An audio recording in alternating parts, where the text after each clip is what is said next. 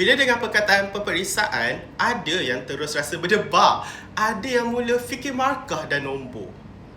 Korang takut ke kalau UPSR dengan PT3 buat comeback? Terbaru, Kementerian Pendidikan sedang bincangkan semula sama ada peperiksaan UPSR dan PT3 perlu dilaksanakan balik. Kenapa isu ni dibincangkan? Sebab ada mak ayah yang rasa peperiksaan tu penting untuk tahu tahap pembelajaran anak-anak. Melalui peperiksaan, mak ayah senang nak nampak subjek mana anak dia kuat dan mana yang mereka perlu perbaiki.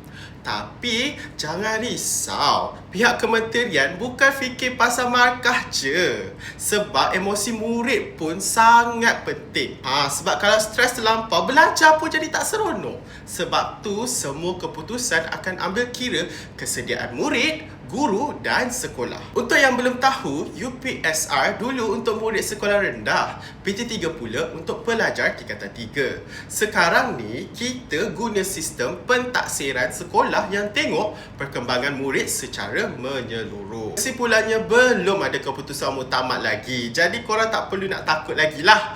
Apa yang paling penting, korang kena teruskan belajar dengan happy. Yakin dengan diri sendiri dan buat yang terbaik setiap hari. Jadi percayalah, cikgu, mak ayah dan semua orang sentiasa nak yang terbaik untuk korang.